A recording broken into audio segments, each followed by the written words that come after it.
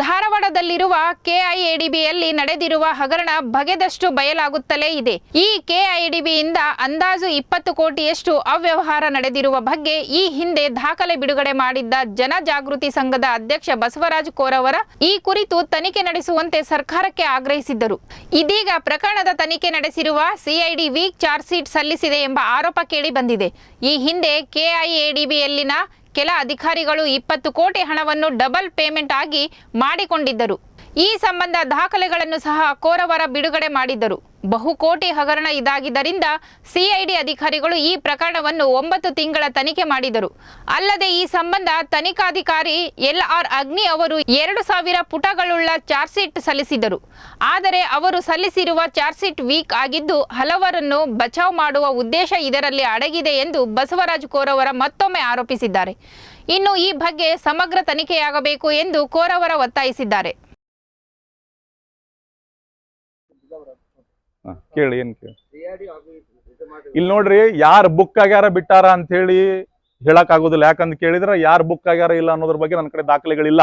ಆದ್ರೆ charge sheet ಒಳಗಡೆ ಏನು ನ್ಯೂನ್ಯತೆಗಳದಾವು, ಏನು ತಪ್ಪುಗಳದಾವು, ಯಾವ್ಯಾವ ದಾಖಲಾತಿಗಳನ್ನ ಮುಚ್ಚಿ ಹಾಕ್ಯಾರ, ಯಾವ್ಯಾವ ದಾಖಲಾತಿಗಳನ್ನ ಕೊಡಬೇಕಿತ್ತು ಚಾರ್ಜ್ ಶೀಟ್ ಅಲ್ಲಿ ಕೊಟ್ಟಿಲ್ಲ, ಯಾರನ್ನು ವಿಚಾರಣೆ ಒಳಪಡಿಸಿ ಅರೆಸ್ಟ್ ಮಾಡಬೇಕಿತ್ತು ಅವ್ರು ಮಾಡಿಲ್ಲ, ಅವುಗಳ ಬಗ್ಗೆ ನಾನು ಹೇಳಕತ್ತೇನೆ. ಅದು ಯಾರ್ಯಾರು ಬುಕ್ ಆಗ್ಯಾರ, ಯಾರು ಬುಕ್ ಆಗಿಲ್ಲ ಅನ್ನೋದ್ರ ಬಗ್ಗೆ ಸರ್ಕಾರ ಏನು ನಿಯೋಗ ರಚನೆ ಮಾಡ್ತೈತಲ್ಲ, ಅಲ್ಲಿ ಸತ್ಯಾಸತ್ಯತೆ, ಆಯೋಗ ರಚನೆ ಮಾಡ್ತೈತಲ್ಲ, ಅಲ್ಲಿ ಸತ್ಯಾಸತ್ಯತೆ ಹೊರಗಡೆ ಬರ್ತದ್ರದ್ದು.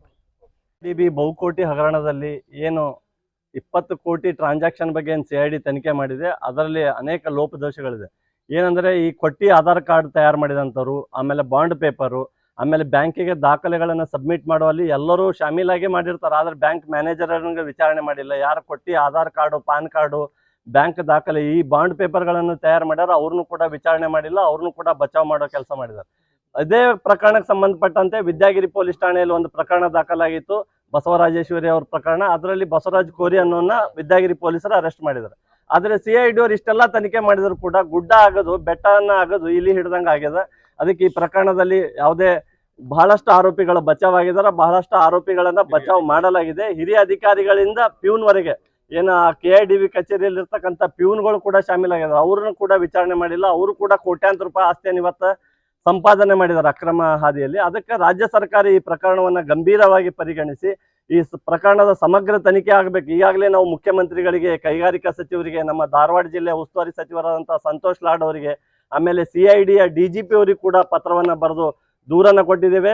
ಈ ಪ್ರಕರಣದ ತನಿಖೆ ಆದಷ್ಟು ಬೇಗ ಸ್ಪಷ್ಟವಾಗಿ ನಿರ್ದಾಕ್ಷಿಣ್ಯವಾಗಿ ಆದ್ರೆ ಮಾತ್ರ ಈ ಕೋಟ್ಯಾಂತರ ರೂಪಾಯಿ ಹಗರಣದ ನಯ ಪೈಸೆಯನ್ನು ವಸೂಲಾಗಬೇಕು ಆರೋಪಿಗಳಿಂದ.